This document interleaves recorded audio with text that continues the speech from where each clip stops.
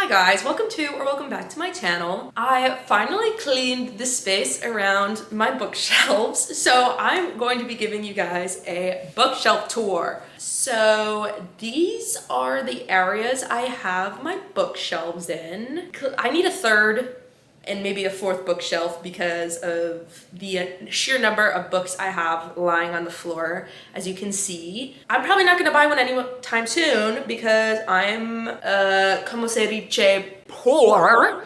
So this is how they're gonna be for the foreseeable future.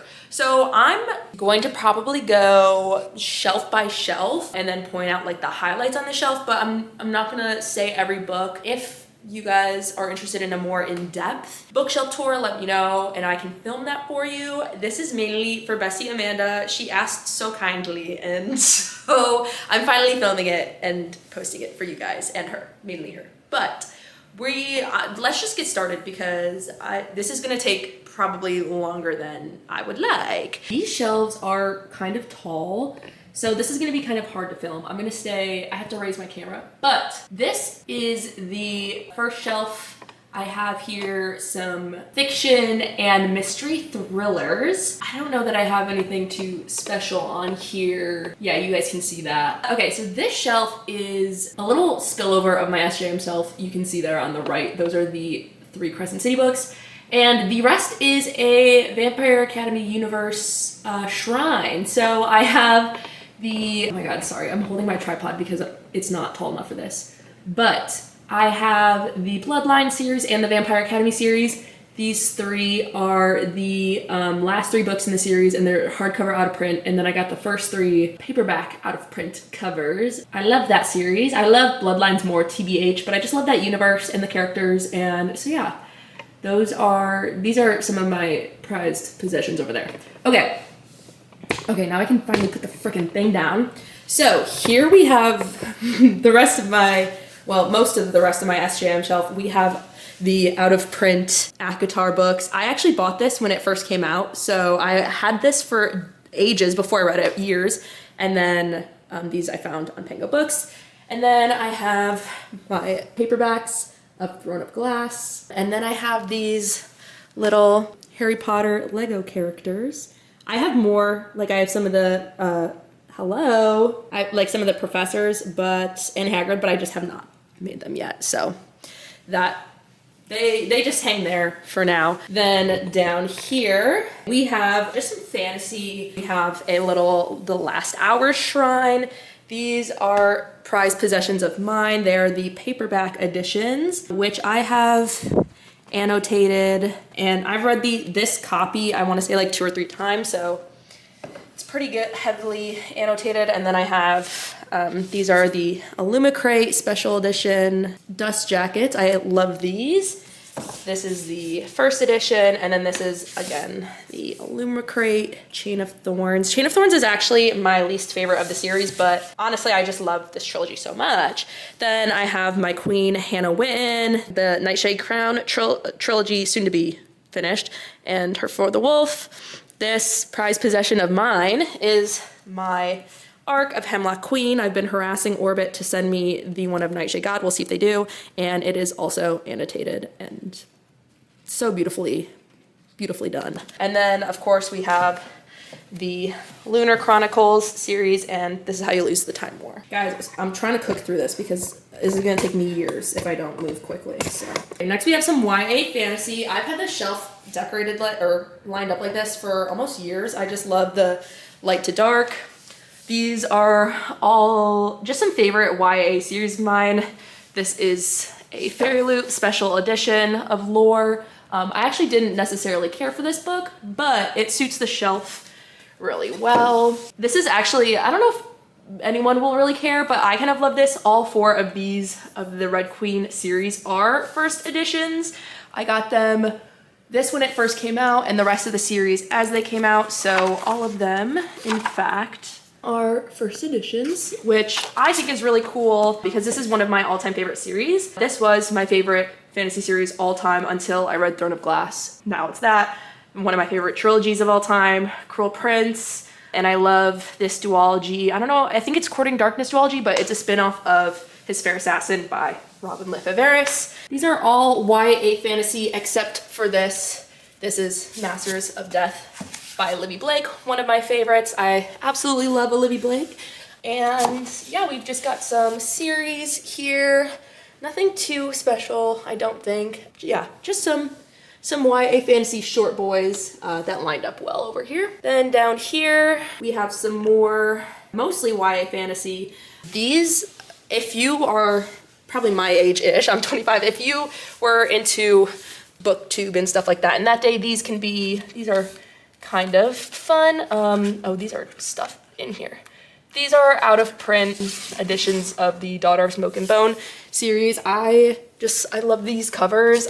They're so nostalgic to me. And then we have just a little bit of adult fantasy here. These are the original indie out of print. Crowns of Nyaxia, duology, and Six Scorched Roses. Also, one of my favorite YA fantasy duologies, Spin the Dawn and Unravel the Dusk by Elizabeth Lim.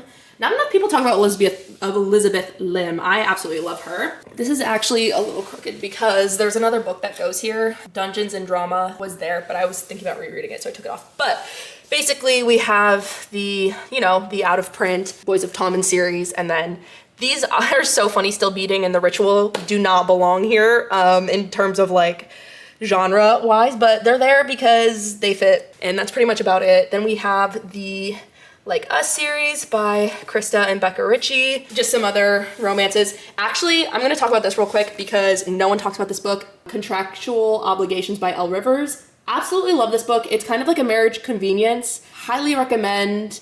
It has like all of the best tropes in it, I think so. And there's a second one coming out in the series. I'm gonna reread it probably because I don't remember who it could be about, but. Okay, moving up.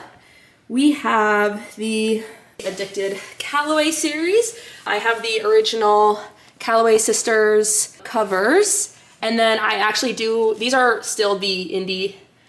technically still indie published Addicted books, even though they had the white covers. And then I actually do have Addicted to You in the original indie cover, which is fun. I found it at a Barnes & Noble, really random. And then I have Monica Murphy's indie out of print books of like, well, I think it's the first 4 books in her Lancaster series. After I'll Always Be With You, it got traditionally published. So I also just kind of lost interest with the series. And her out of print, I loved this trilogy. I highly recommend Arranged Marriage. I loved it, I ate it up. It was my first arranged marriage, really. Then Darling Venom and Marriage for One by Ella Mays. This is my Emily Henry, Christina Lauren shelf. Oh, and Abby Jimenez. These are just, some solid romances. This is, I guess, fun. It's the UK edition of Funny Story. And then this is the Illumicrate edition of The Soulmate Equation. I absolutely love this character art. This is probably my all-time favorite Christina Lauren book, so I have multiple copies, as you can tell. And then I also have the True Love Experiment Illumicrate Afterlight edition as well, but these shelves don't fit. So one day I'll probably have to move them around so that it fits, but as of right now, this is how I have it set up. All right, now we have sort of my sports romance shelf. We have all of the indie prints of some bigger series. Like these have been trad pubbed now. These are getting trad pubbed. These I think eventually are. This was trad pubbed, as you can see here, and the series is as well. That's why I don't have the 4th one of this and the 4th one of that. I didn't read it. I was partially annoyed of the change because it's a completely different size, and this one's completely different covers, but not that it really matters. Then I have my Lauren Asher books. I have a little Charlotte Claire, trying to get it to focus, Ferrari here. Okay, anyway, don't want that to fall. And then I have all of her indie books, and then I got these as they came out because I thought this was fun. It makes a little F1 car. And Love Redesigned is a prized possession of mine. I annotated it, and I think it turned out so gorgeous, and yeah, I love how it looks. One day I'll get it signed from her, and I love this book. Then we have my Allie Hazelwood Shrine / favorite books because I still had some more space on them, and Julie Soto is one of my favorite authors. And then this is my favorite Hannah Bonham Young book, Out on a Limb. 5, 6, 17,000 billion stars. As you can see, I have I think this is Last Chapter Bookshop edition of Bride.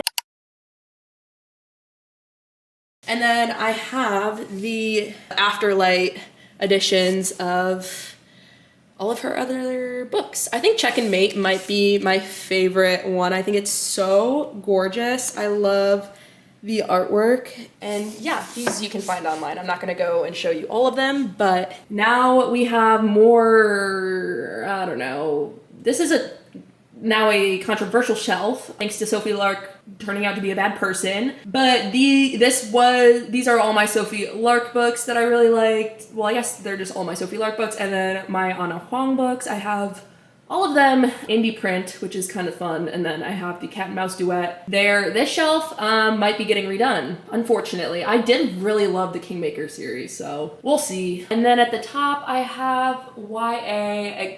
On the far left, it's more mystery slash fiction, and then on the right, it's more romance. Yeah, I'm not gonna pull any of these down because this is kind of up top. This is already kind of annoying to try and film, but there you go. Now let's come over here to this shelf. At the top here, we have some dark romance. This whole bookcase is not really organized well, but we have, yeah, some dark romance series. Yeah, I don't really know what to say about this. I'll say this because this probably is not recognizable. This, especially with the sun, this are the first 3 books in Rebecca F. Kenny's.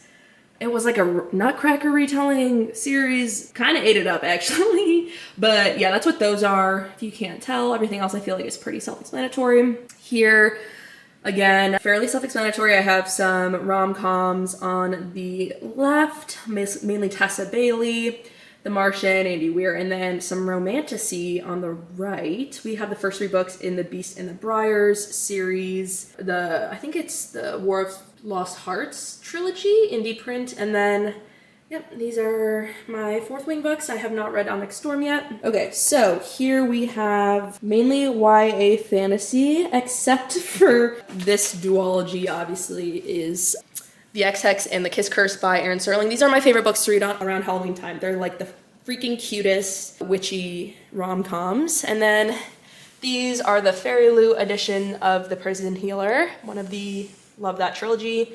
This is also a Fairy Lou edition. A lot of people really love this edition. And I got it back when I was a subscriber to the YA book.